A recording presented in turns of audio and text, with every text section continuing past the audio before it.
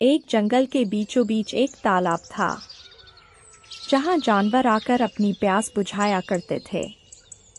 उसी तालाब में एक कछुआ भी रहता था। वह फालतू की बातें बहुत करता था, इसलिए सभी जानवरों ने उसका नाम बातूनी कछुआ रखा हुआ था। अरे सियार भाई, क्या हाल है? बड़े दिनों बाद दिखे। अरे कहाँ बिजी थे?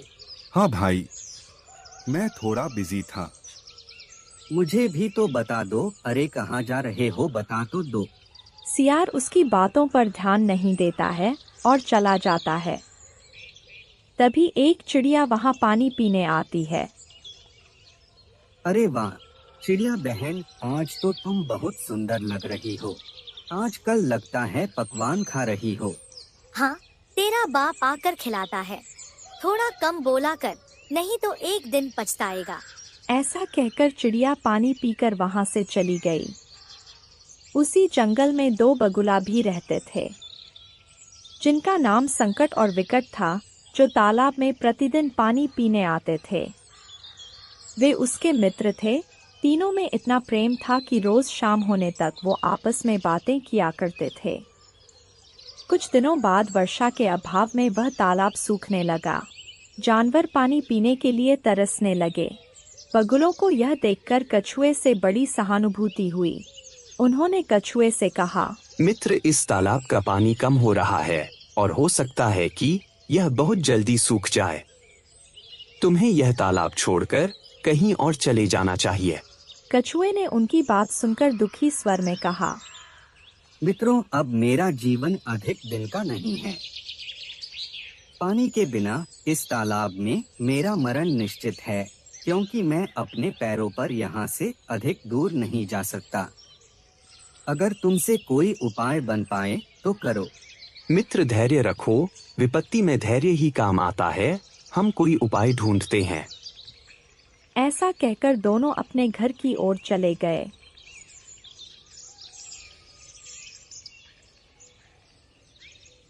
भाई संकट, हम क्या करें जिससे कछुआ भाई हमारे साथ दूसरे जंगल चल सके? भाई विकट, तुम परेशान ना हो। ऊपर वाला कोई ना कोई राह अवश्य दिखाएगा। अगले दिन फिर दोनों बगुला उसी तालाब पर पानी पीने जाते हैं।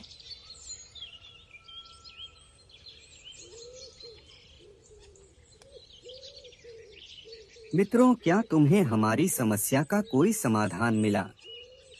मित्र, एक उपाय तो है, लेकिन क्या? मित्र बताओ, क्या उपाय है? बहुत सोच विचार के बाद दोनों बगुलों ने कछुए से कहा, हम एक लकड़ी लेकर आते हैं। तुम अपने मुंह से उसे बीच में से पकड़ लेना और लकड़ी का एक एक सिरा हम दोनों पकड़कर तुम्हें यहाँ से दूर एक बड़े तालाब में ले जाएंगे। उस तालाब में बहुत सारा पानी है और वो कभी नहीं सूखता। कछुआ उनकी बात मान गया और हंसों के साथ जाने के लिए तैयार हो गया। उड़ने से पहले हंसों ने उसे चेतावनी दी, तुझे हम उड़ते हुए दूसरे तालाब तक ले जाएंगे, लेकिन एक बात का ध्यान रखना, कहीं बीच में लकड़ी मत छोड़ देना, नहीं तो गिर जाओगे। और हाँ, कुछ भी हो, पूरा मौन बनाए रखना। प्रलोभनों की ओर ध्यान मत देना। ये तेरी परीक्षा का मौका है। अरे नहीं मित्र, परेशान ना हो, मैं मौन ही रहूंगा। तब बगुलों ने लकड़ी को उठा लिया और कछुए ने उसके बीच वाले भाग में मजबूती से पकड़ लिया। इस तरह वे योजना के अनुसार आकाश में उड़े जा रहे थे।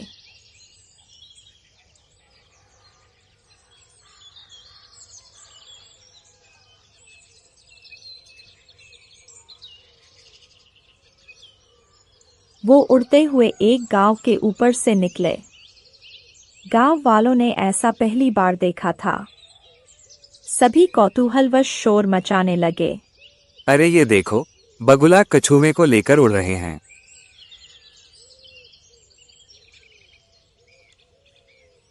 यह देखकर कछुए से रहा नहीं गया और वह बोला, ये नीचे क्या हो रहा है?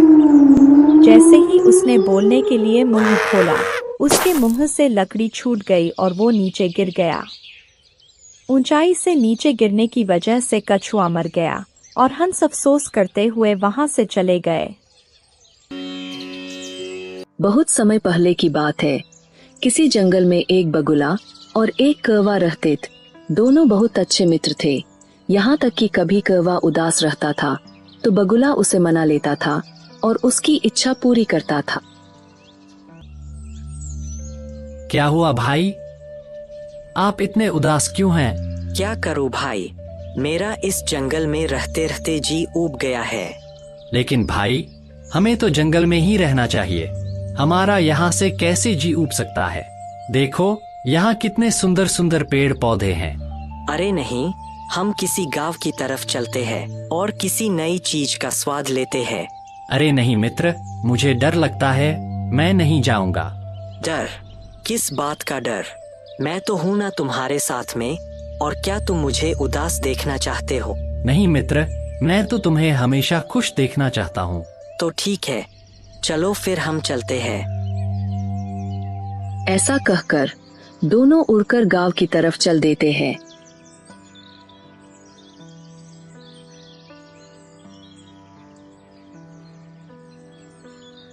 जब वो आकाश में उड़ रहे थे तो उन्होंने देखा कि एक ग्वाला हाथ में दही लिए जा रहा है। मित्र, वो देखो, ग्वाला दही लेकर जा रहा है। हमें आज दही का स्वाद लेना चाहिए। अरे नहीं मित्र, मैं तो पानी से ही खुश रहता हूँ। मुझे दही का सेवन नहीं करना। कौवे ने ललचाकर कहा, अरे तू एक बार खा के देख, पता चल जाएगा कितना स्वादिष्ट होता है। नहीं मित्र, मैं ऐसे ही खुश हूँ। लेकिन मेरे साथ तो चलोगे? चलो, तुम मत खाना, मैं खा लूंगा। दोनों ग्वाले के पीछे चल देते हैं और ग्वाला अपने घर पहुंचकर वह दही का बर्तन रखकर कुछ काम से चला जाता है। और मौका पाकर दोनों बगुला और कौवा वहां पहुंच जाते हैं।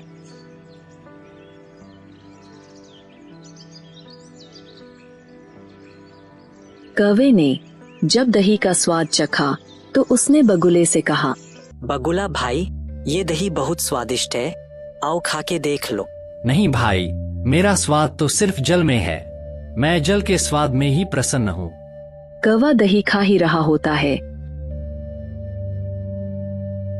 तभी वो ग्वाला आ जाता है और ग्वाले को देखकर कौवा तो उड़ जाता है। लेकिन बगुला जैसे ही उड़ने वाला होता है, वो ग्वाला उसे डंडे से पीटने लगता है।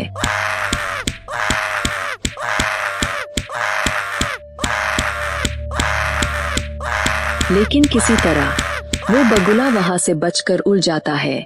अब उसे यह एहसास हो गया कि बुरे लोगों की संगति नहीं करनी चाहिए, अन्यथा उनके कर्मों की सजा तुम्हें भी मिल सकती है।